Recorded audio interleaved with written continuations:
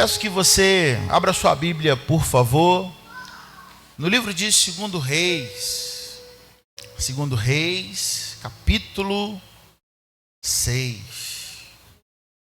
2 Reis, capítulo 6. Quero ler com você a partir do verso 24. Você pode, em reverência à palavra do Senhor, ficar de pé?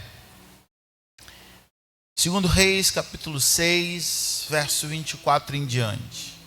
E Glorinha está aí com a gente. Glória a Deus, Glorinha.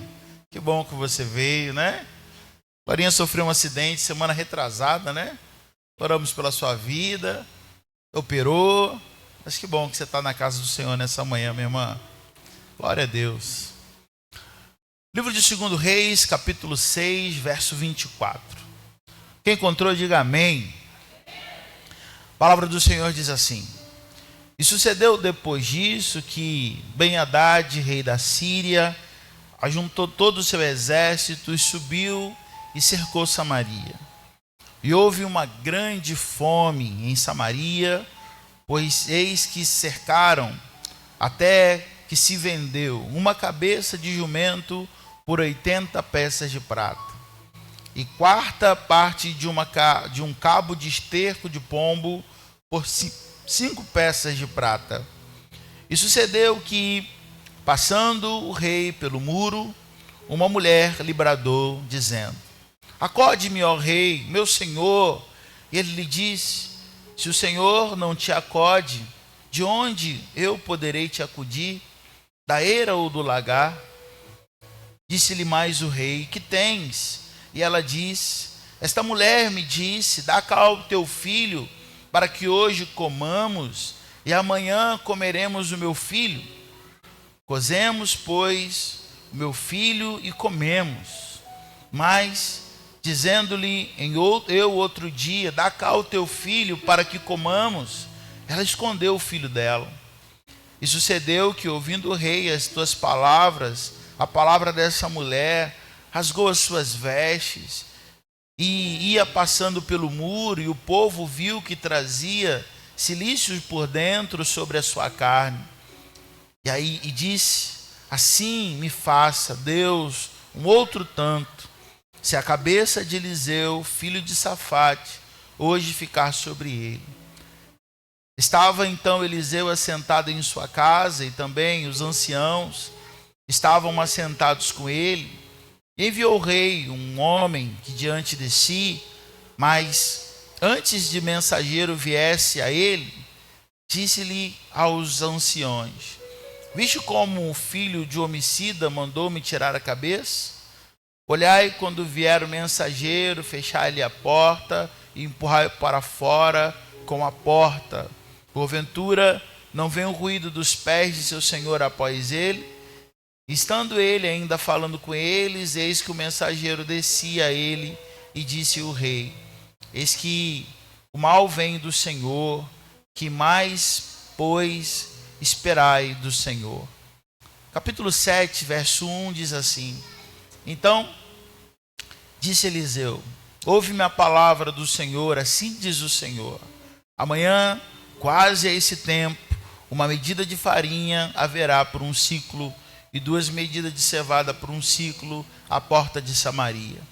Porém, um capitão, em cuja mão do rei se encostava, respondeu ao homem de Deus e lhe disse: Eis aqui ainda que o Senhor fizesse janelas dos céus, poder-se-á fazer isso? E ele lhe disse: Eis que o verás com os teus olhos, porém daí não comerás. E 4 homens leprosos estavam à entrada da porta, aos quais disseram uns aos outros: Para que estaremos aqui, nós aqui, até morrermos? Disseram: Entremos na cidade, há fome na cidade, e morremos aí. Pois agora demos conosco ao arraial dos sírios, e se os nos deixar viver, viveremos, e se nos matarem, tão somente morreremos. E levantando-se ao crepúsculo para irem ao arraial dos cilícios, e chegando à entrada do arraial dos cilícios, eis que não havia ninguém ali, porque o Senhor fizera ouvir ao arraial dos sírios ruídos de carros, ruídos de cavalos, como ruído de grande exército, de maneira que disseram uns aos outros: eis que o rei de Israel alugou contra nós os reis dos heteus, os reis dos egípcios, para virem contra nós. Pelo que levantemos e fugiram no crepúsculo, e deixaram as suas tendas, os seus cavalos, os seus jumentos, e com eles, e fugiram para salvar a sua vida.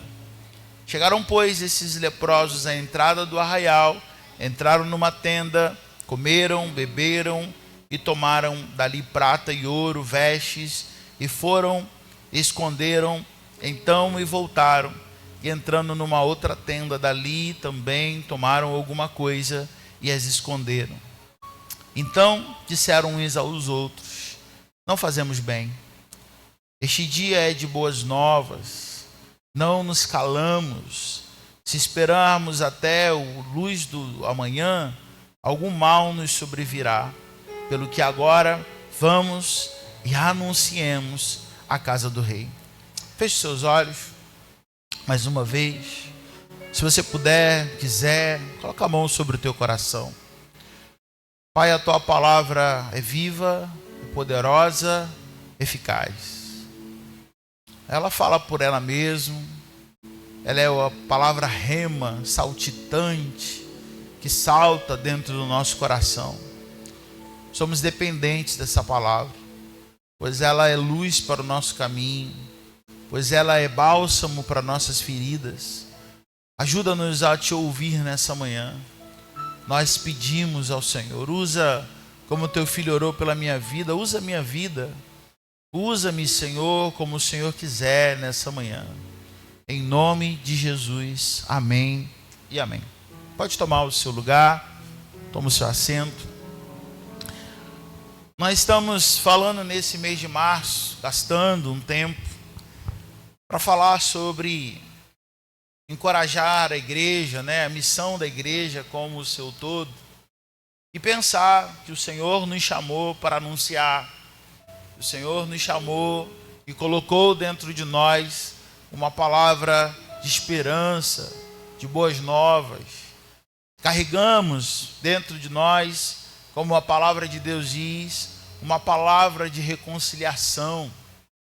E reconciliar, eu não sei se você já teve no meio de dois amigos que você amava muito e esses amigos brigaram, E você se colocou ali para tentar de alguma forma reconciliar. Chegou para um e falou: olha, não é bem assim. Ele estava nervoso, ela estava nervosa, ele não fez por mal, Vai até o outro e fala assim: olha, ele está com a saudade de você tremenda, Doido para falar com você também. E você foi ali tentar de alguma forma trazer reconciliação sobre essas partes. A palavra de Deus também fala que o Senhor nos deu uma mensagem da reconciliação. Uma vez que somos salvos, tem gente salva aqui nessa manhã, amém, irmão? Uma vez salvo, nós temos então dentro de nós essa palavra de reconciliação. Por quê? Porque a palavra de Deus mesmo fala que quando o homem se desviou, andou longe de Deus, nós como um todo, a humanidade como um todo, ela se torna inimiga de Deus, Ela vira as costas para Deus, ela não quer saber de Deus. Mas Jesus veio para nos reconciliar com o Pai. Jesus veio para nos reconciliar com o Pai. A própria palavra de Deus diz isso. E agora, uma vez reconciliado, Ele coloca dentro de nós a mensagem da reconciliação, para que nós também possamos servir, nós também possamos abençoar e trazer a mensagem ao coração dessa pessoa que um dia era inimiga de Deus, mas agora reconciliada pelo Senhor. Amém, igreja? Amém mesmo? Eu amo esse texto. 2 Reis, capítulo 6. Eu amo esse texto. Esse texto tem algo de muito especial para ministrar ao nosso coração. Esse texto fala sobre um povo, Samaria. Samaria está passando por um momento de tamanha dificuldade.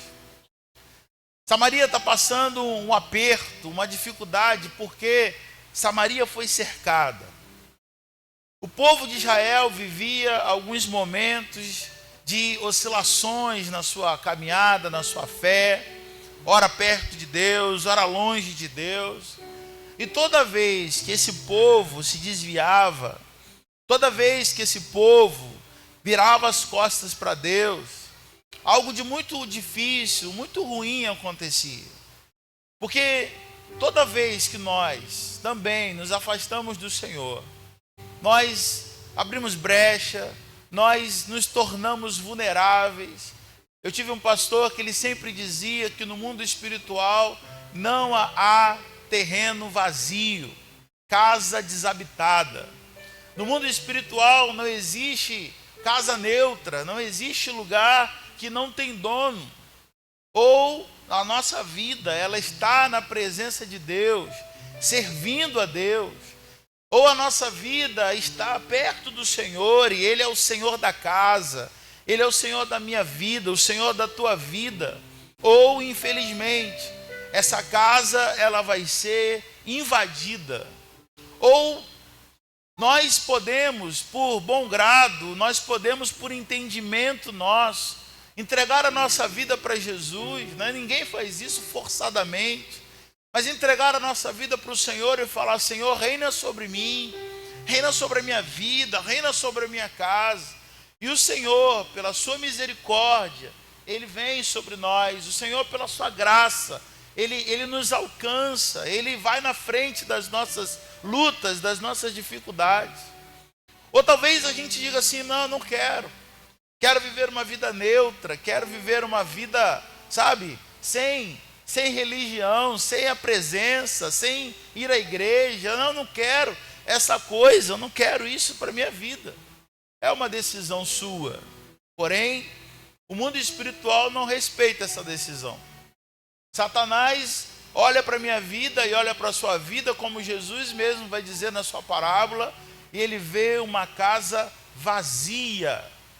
E uma vez que essa casa está vazia, ela precisa ser ocupada. E uma vez que ela é ocupada, Satanás, rodeando aquela casa, ele percebe: está vazia essa casa. E aí na história de Jesus, ele entra, ele invade, e percebendo que a casa está vazia, ele chama mais demônios para que habite nessa casa. Não é palavra minha, é palavra do próprio Jesus. E ele está falando então que essa casa agora, ela é uma casa tomada, uma casa invadida, uma casa cercada, né? E a palavra de Jesus vai dizer que o estado dessa pessoa se torna cada vez pior, né? A pessoa se torna cada vez mais vulnerável, mais habitada por demônios, se torna ali uma casa de demônios. Mas nós não somos chamados para ser casa de demônio, amém, irmãos? Amém, irmãos? Nós somos chamados para ser casa de Deus, habitação do Espírito Santo. Nós somos chamados para ser filhos amados de Deus, sabe? Onde o Senhor tem liberdade para fazer, varrer essa casa, limpar todo dia pela sua graça e a sua misericórdia. Mas Samaria está vivendo um momento, consequências de escolhas, consequências de iniquidade, né? Se tornou um povo vulnerável, se tornou um povo extremamente vulnerável para os seus inimigos. E a palavra de Deus vai dizer que um rei percebe que Samaria está desocupada, percebe que Samaria é vulnerável, né? Esse rei cerca Samaria. Esse rei coloca o seu exército em volta de Samaria, ninguém entra, ninguém sai, alimento não entra, alimento também não sai, porque essa era uma estratégia de guerra, onde se usava para que houvesse uma rendição, sem precisar haver uma guerra, batalha, combate. O que o rei que cercou Samaria queria, era que o rei de Samaria dissesse: olha, estamos rendidos. Os nossos soldados, está aqui a teu serviço, está aqui as nossas mulheres, está aqui o nosso pão, está aqui o nosso alimento, está aqui a nossa mão de obra. A partir de agora, nós vamos servir a você. Isso era o que o rei gostaria, né, que vivesse, que esse povo vivesse. Porém, nessa terra tem um profeta. Porém, nessa terra, ainda que desviada, tem um homem de Deus. Eliseu está ali. Irmãos, quando tem homem de Deus, quando tem mulher de Deus no ambiente, tudo muda. Amém, irmãos? Quando tem homem e tem mulher de Deus no ambiente, ali se torna um lugar onde a boca de Deus prospera, onde a graça de Deus acontece. Apesar desse ambiente ter rejeitado a voz de Deus, mas pela graça, pela misericórdia do Senhor, Deus enche a vida desse homem e dessa mulher e tudo muda ao seu redor. Tudo acontece ao seu redor. E é muito interessante que a fome, então, está gritando nessa cidade. O alimento acabou, e eu fiz questão de ler o texto. As mães estão comendo os seus filhos. Elas fazem trato umas com as outras. Olha, hoje a gente come o seu e amanhã a gente come o meu. Essa mãe aqui está relatando para o rei, a nossa situação está tão grave que ontem nós cozinhamos o meu filho. Nós colocamos meu filho na panela e nós comemos, eu e ela. O trato de hoje era que ela fizesse o mesmo com o filho dela. Só que ela se recusa a fazer, ela escondeu o filho dela. Tudo nessa cidade, então, está numa condição muito terrível. Há uma fome extrema na cidade. E a palavra de Deus diz, então, que o rei, ele não sabe o que fazer, ele chora, ele se humilha, ele rasga as suas vestes. Ele não tem muito uma postura de humilhação na presença de Deus, dizendo, Senhor, nos perdoa, tem misericórdia da nossa vida, Pai. Senhor, intervém nessa área, nessa situação, porque nós precisamos de um milagre, de uma intervenção Tua. A palavra de Deus vai dizer, irmãos, que Deus, Ele não rejeita um coração quebrantado. A palavra de Deus vai dizer que o Senhor, Ele ouve um coração quebrantado. Ele desce do seu alto trono para ouvir um coração quebrantado. Porém, essa não é a postura do rei de Samaria. A postura do rei de Samaria, apesar de tanta coisa acontecendo, ainda é uma postura de altivez, né? De achar um culpado para aquela situação. E a palavra de Deus diz que Eliseu está ali naquele lugar e Eliseu profetiza. O Senhor vai intervir nessa situação. Haverá livramento, haverá escape do Senhor. O Senhor, Ele vai vir sobre nós. O Senhor, Ele não vai permitir que a gente pereça. Eu quero usar dessa palavra de Eliseu para a sua vida, ser boca de Deus para a sua vida nessa manhã, irmão. Você recebe isso em nome de Jesus? Eu quero usar dessa palavra de Eliseu, dizendo, o Senhor vai intervir. Haverá livramento, haverá intervenção de Deus sobre áreas da sua vida que necessitam de intervenção de Deus. Eliseu dá prazo, dizendo, amanhã, a essa hora, o Senhor vai ter mudado o quadro. Eu profetizo em nome de Jesus, você viverá livramentos essa semana, milagres essa semana, intervenções de Deus, portas abertas em nome de Jesus. Eu profetizo que Satanás não triunfará sobre a sua vida, porque haverá intervenção do Deus vivo sobre a tua vida e sobre a tua casa, em nome de Cristo Jesus. Amém, irmão? Eliseu vai dizer, amanhã o Senhor vai intervir, até amanhã nós vamos viver algo novo. O Senhor, Ele vai fazer algo tremendo e sobrenatural. O comandante do rei ri, fala, impossível. Nem que o Senhor abrisse das suas comportas do céu. É impossível, a situação que nós vivemos É impossível que amanhã, a essa hora, né, a gente tenha vivido um livramento. Isso que você está falando é loucura. E Eliseu vai dizer: você vai ver, mas você não vai comer. Vai ter abundância de comida, você vai ver, porém você não vai comer. E ele ri, ele não entende, porque as coisas de Deus, elas são sobrenaturais. Se a gente tentar, né, se a gente tentar entender milagre, processo, a gente não vai conseguir explicar. Milagre não é para ser explicado, milagre é para ser vivido. Milagre precisa ser sim contado, mas se a gente quiser explicar detalhes de como Deus fez, vai ser impossível. Porque as coisas de Deus, elas muitas vezes, a maioria das vezes, posso dizer aqui, 100% das vezes, elas não caminham dentro da lógica, né? Dentro do padrão desse mundo. As coisas de Deus, elas são de fato sobrenaturais. A palavra de Deus vai dizer que na porta da cidade tem 4 leprosos. Leproso na Bíblia é um povo extremamente sofrido. Uma vez que uma pessoa ela contraía a lepra, ela era impedida de viver em comunidade. Ela é impedida de estar dentro da sua cidade. Ela era expulsa, colocada para fora. Uma vez que a lepra não tinha cura, uma vez que a lepra não tinha tratamento, uma vez que a lepra era extremamente contagiosa, essa pessoa então era condenada a viver fora da cidade.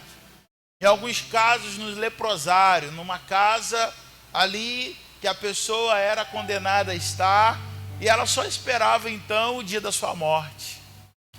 E muitos desses leprosos, eles andavam pela cidade ou andavam na porta da cidade muitas vezes, mendigando, esperando comida, esperando que alguém tivesse misericórdia, lançasse ali alguma moeda, alguma coisa para que eles pudessem comer.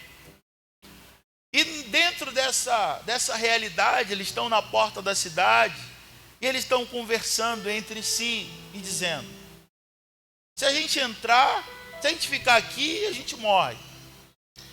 Se a gente entrar na cidade, lá também não tem comida. Ninguém vai poder ajudar a gente. A gente precisa fazer alguma coisa. Que tal se a gente for no acampamento dos soldados, dos sírios, e mendigar por uma comida? Pedir que alguém desse para a gente ali algum resto, né, do que sobrou.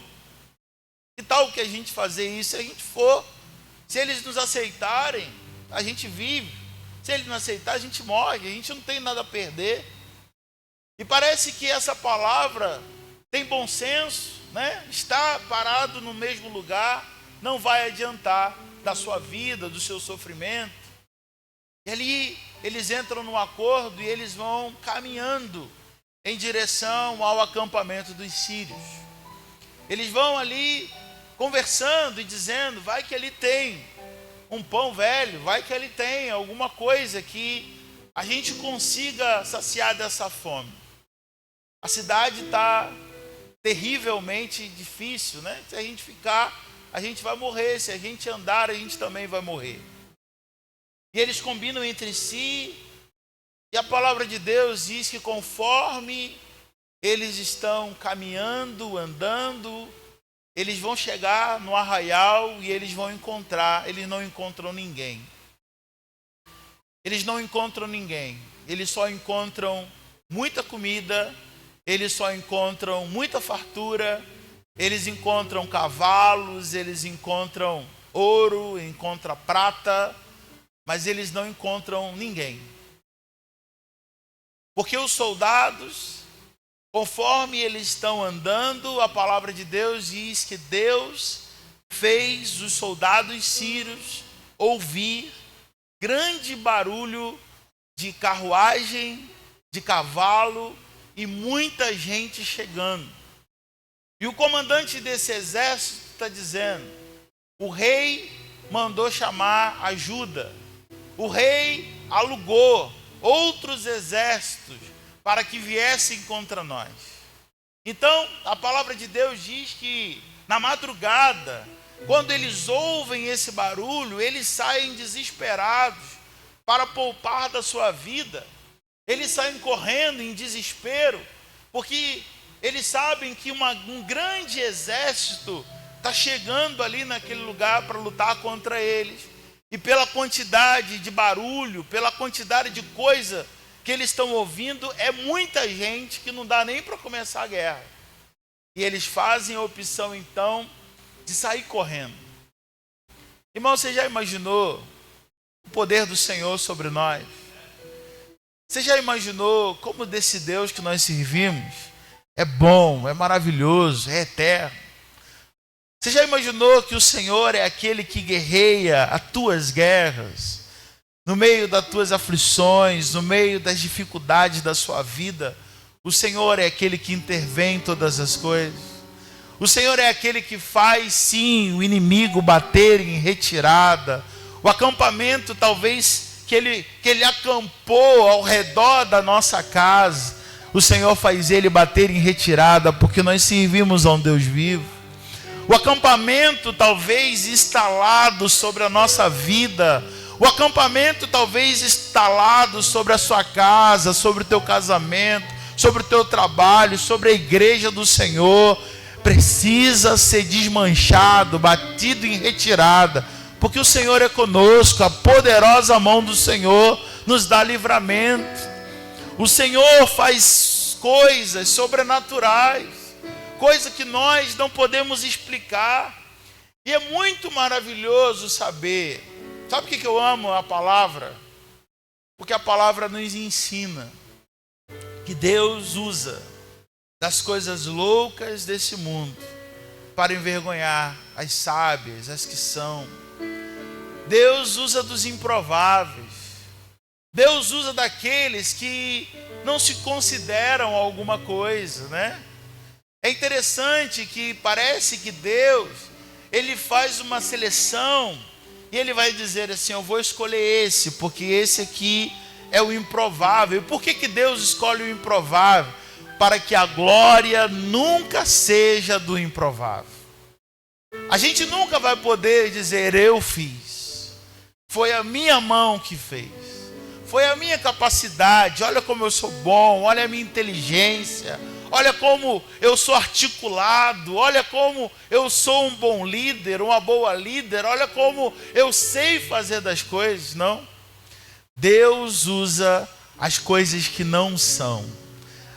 Deus, ele deposita os seus tesouros em vaso de barro, para que a glória nunca seja do barro, mas nunca seja do vaso, mas seja da glória, do perfume, do presente que foi colocado dentro do barro. Como estão entendendo isso aqui, irmãos? É maravilhoso, e eu preciso compartilhar com você nessa manhã, porque quando eu olho para essa palavra, tem comandante, tem exército, tem rei, tem tanta gente que Deus podia usar.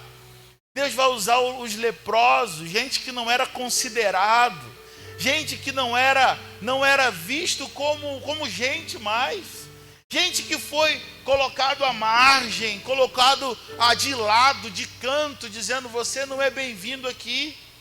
O leproso, para ele entrar na cidade, ele tinha que passar por uma humilhação. Ele dizia: leproso, leproso. Ele tinha que gritar em alto e bom som, para que as pessoas pudessem ter oportunidade de não ter acesso, não ter contato com ele, não se contaminar. E é justamente de uma pessoa, aos olhos humanos, colocado à margem, um improvável da obra, que Deus, ele vai dizer: eu vou usar desse para trazer livramento sobre uma cidade inteira. Eu vou usar desses para que esse povo saiba que eu sou Deus. Eu vou fazer desses leprosos alguém que fala, alguém que compartilha, alguém que ouve, alguém que é instrumento de salvação Não para a vida de um, não para a vida de dois, mas para a vida de uma cidade. Às vezes quando a gente olha para a gente fala, não, eu não posso, eu não consigo, eu não sei, eu não tenho capacidade para isso. E de alguma forma você está certo, eu estou certo. De alguma forma a gente não pode mesmo. De alguma forma a gente não sabe mesmo. Mas a graça do Senhor é maior do que todas as coisas na nossa vida. A misericórdia do Senhor é maior do que qualquer coisa em nossa vida. Quando de fato a gente olha para a gente, para o nosso ministério, a gente fala, só Deus pode fazer. Quando você olha talvez para a sua vida, para o seu ministério, você fala assim, eu não poderia, aos olhos humanos, ocupar tal lugar, estar em tal função. Mas por que Deus te escolhe? Porque Ele é bom. Por que Deus te escolhe? Porque Ele é misericordioso. Por que Ele te escolhe? Porque Ele decidiu na sua graça usar das coisas loucas desse mundo para depositar os tesouros dele sobre a nossa vida. Eu e você, irmãos, somos improváveis. Eu e você somos improváveis porque Paulo mesmo vai dizer que ele não deveria, ele não poderia. Quando a gente olha a história de Paulo, Paulo era um perseguidor da igreja, alguém cruel, alguém difícil, um improvável. E quando Deus fala para Ananias, vai a tal endereço, e ali você ore pela vida de Paulo, de Saulo. Coloque a mão sobre a cabeça dele, porque este é para mim um vaso escolhido. Esse é para mim alguém, sabe, muito especial que eu quero usar. Mas Senhor, há muitos temos ouvido a respeito desse homem. Esse homem não é fluxo e cheira não, Senhor. Esse homem é ruim. Ele mata homem, mata mulher, mata criança. Por amor daquilo que ele crê. Senhor, vai. Porque eu vou fazer dele, eu vou tratar a vida dele. E ele vai ser um instrumento nas minhas mãos. A gente vê um Pedro, uma pedra bruta, né? Que as pessoas olham, não dá crédito, que as pessoas olham, não acredita.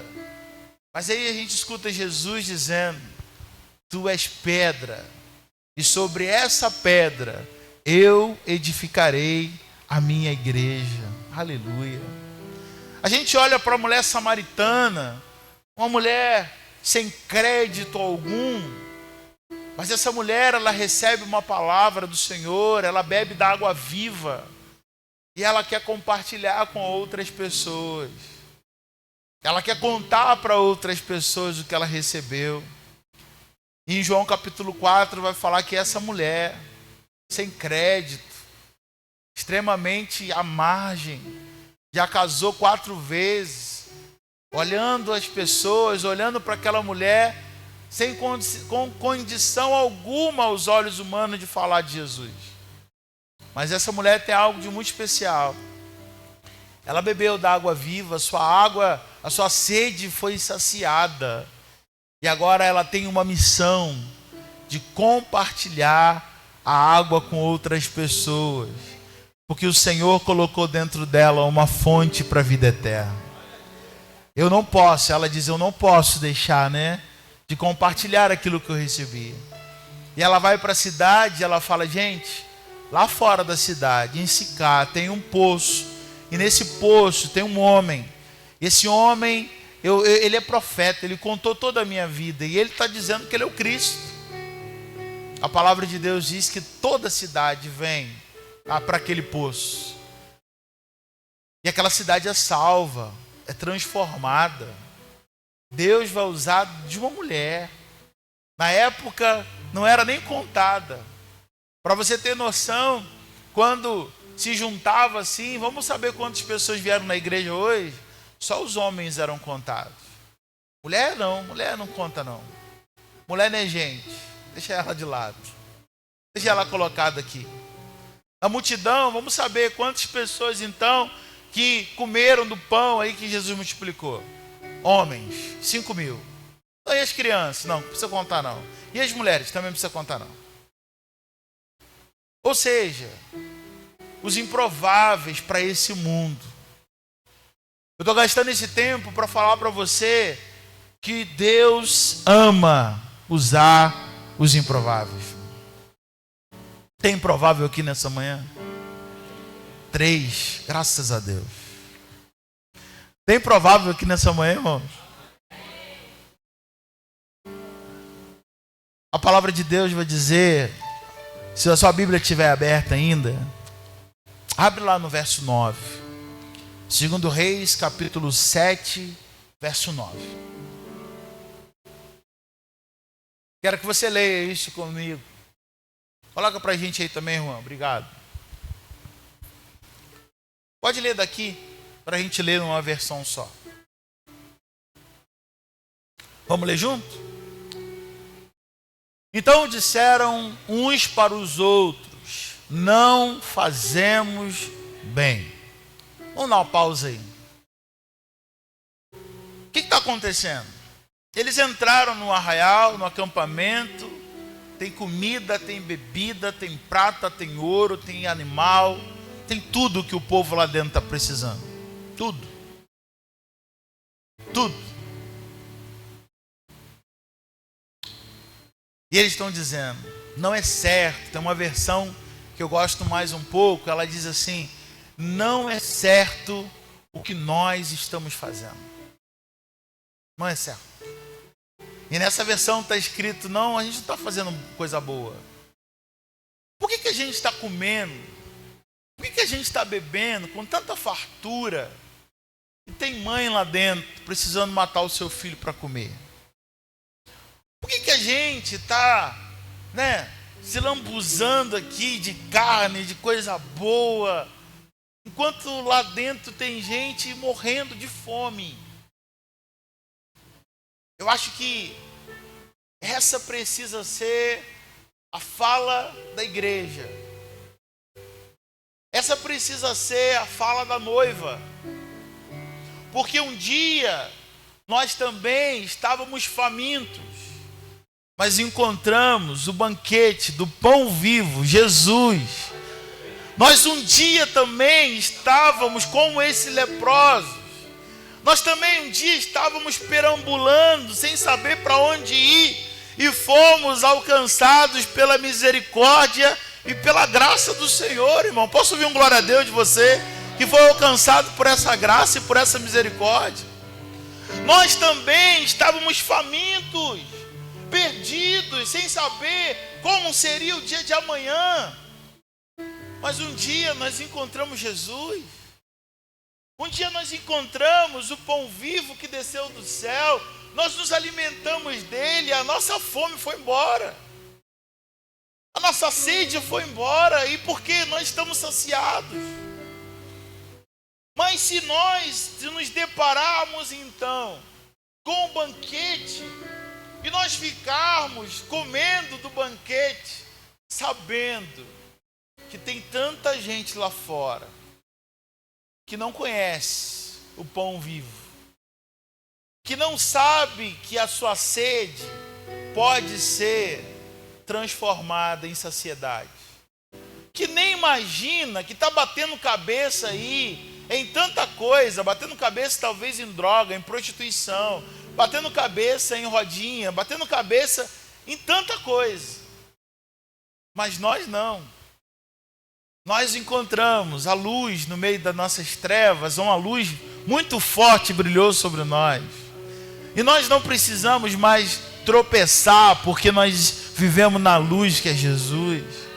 Nós não precisamos mais ficar, mendigando pão, comendo pão de dores, comendo pão que o diabo amassa, nos dando resto, colocando sobre a nossa mesa, colocando sobre a nossa vida aquilo, festejando as nossas humilhações.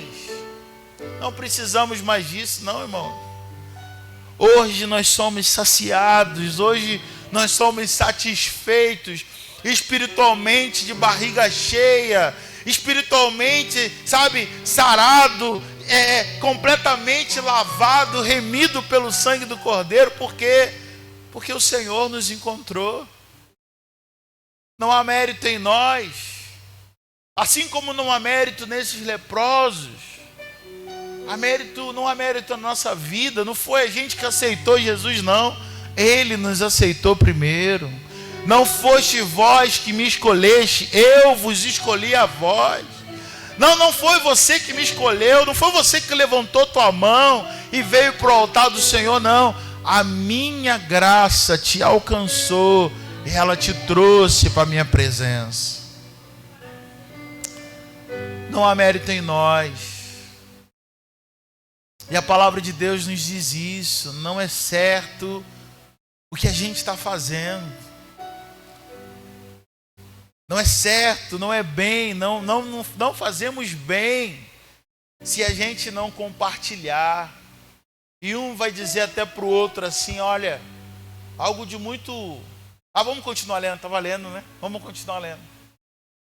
Ele está dizendo, esses dias é de quê? O que esse dia é? Boas novas. Pausa de novo. Ele está dizendo, não é certo o que nós estamos fazendo, porque esse dia é de boas novas. E a palavra evangelho significa boas novas. Ele está dizendo, eu não posso deixar de compartilhar, porque esse dia é para ser contado para todo mundo, porque tem comida para todo mundo aqui. Tem comida para toda a cidade aqui, ninguém mais vai precisar passar fome. Olha, o exército foi embora. A cidade não sabe lá dentro que ela está livre. Ela está livre porque os exércitos todo foi embora. Ela não sabe ainda. Ela acha que o exército está aqui acampado ainda, essa multidão. Mas eles já foram embora porque Deus trouxe livramento sobre nós. Hoje é dia de boas novas, eles estão dizendo uns aos outros. Negar o evangelho, se omitir as boas novas. Estava compartilhando esses dias na célula que muitas vezes, ao invés de ser portadores de boas novas, infelizmente muitas vezes nós fazemos a opção de ser portadores de miséria. Como é que a gente pode ser portador de miséria? Menina, menino, sabe quem separou? Sabe quem quebrou? Sabe quem precisou vender o carro para quitar as dívidas, sabe? Sabia. Eu olhei na rede social, bati o olho, eu vi logo que não estava bem. Deus não nos chamou para continuar, para contar miséria. A minha boca e a sua boca foi consagrada um dia ao Senhor para ser portador de boa nova. Nossa boca foi ungida, nossa boca, como Isaías, foi tocada. O anjo tocou com brasa viva do altar, dizendo, a partir de agora, essa boca é útil para o reino de Deus. Não, a sua boca, ela não pode ser algo que conta de miséria, algo que conta de coisa que não serve, de coisa que não presta, de coisa que não acrescenta. A tua boca, ela é ungida pelo Senhor. Você pode dizer isso comigo nessa manhã? Minha boca, meus lábios, a minha língua é ungida pelo Senhor. E dentro dessa boca, eu carrego uma palavra, eu carrego uma mensagem, as boas novas do Evangelho. Aleluia. E eles vão dizer, e nós nos calamos. Hoje é dia de boas novas e nós nos calamos. Não, a gente não pode se calar. Irmãos, a igreja do Senhor não pode se calar. A igreja do Senhor, ela não pode se calar, ela não pode comer banquete toda semana, ela não pode comer banquete todo domingo, ela não pode se calar, porque durante a semana, na segunda, na terça, a gente vai encontrar essas mães aqui no nosso dia a dia. A gente vai encontrar gente desesperada, sem saber o amanhã. Mas a gente está saciado. O problema é dele. Não.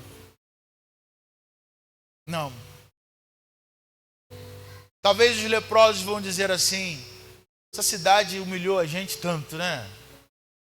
Essa cidade fez a gente passar tanta vergonha. Essa cidade, ela humilhou a gente de todas as formas. Vamos fazer nada não, vamos ficar aqui, rapaz. Vamos contar para ninguém nada não, vamos comer mesmo. Não. E nós nos calamos. E aí ele vai dizer assim, vamos ler juntos? Se esperarmos, vamos ler juntos? Se esperarmos até a luz da manhã, algum mal nos sobrevirá. Por isso, agora vamos e anunciaremos a casa do rei. Eles tomam uma decisão, então, de sair daquele lugar e eles compartilharem. E é muito interessante que quando eles chegam na casa do rei, o rei ainda continua tendo um olhar de desprezo para eles. O rei ainda duvida. O rei ainda acha que se trata de uma pegadinha, que eles foram talvez contratados pelo exército inimigo para dizer, e o povo sair, e o povo ir, né, para aquele banquete que estava esperando eles e serem capturados do lado de fora. Eles ainda estão sendo olhados com desprezo. Talvez quando você compartilha do evangelho, as pessoas olham com desprezo. Mas a Bíblia vai dizer, Jesus ele vai dizer, que nem todo mundo que prega o evangelho é visto com bons olhos. Mas a palavra de Deus vai dizer, quão formosos são os pés daquele que anunciam a palavra, o evangelho. A Bíblia vai dizer, irmãos, que certamente as pessoas vão virar a cara, alguns vão virar a cara, outros vão dizer que é mentira o que nós estamos anunciando. Mas não importa. Não importa. Olha, a tia está te chamando ali, irmão. Meu ajudante. Não importa. Não importa o que as pessoas vão achar. O importante é que nós estamos fazendo a vontade de Deus. Não importa se as pessoas vão dar crédito ou não àquilo que nós estamos dizendo. O importante é que nós estamos na obediência daquilo que o Senhor está mandando a gente fazer. Amém, irmãos? Amém mesmo? Você está entendendo o que o Senhor está falando para a gente nessa manhã? E aí, quando a palavra de Deus diz, você lembra do comandante que riu?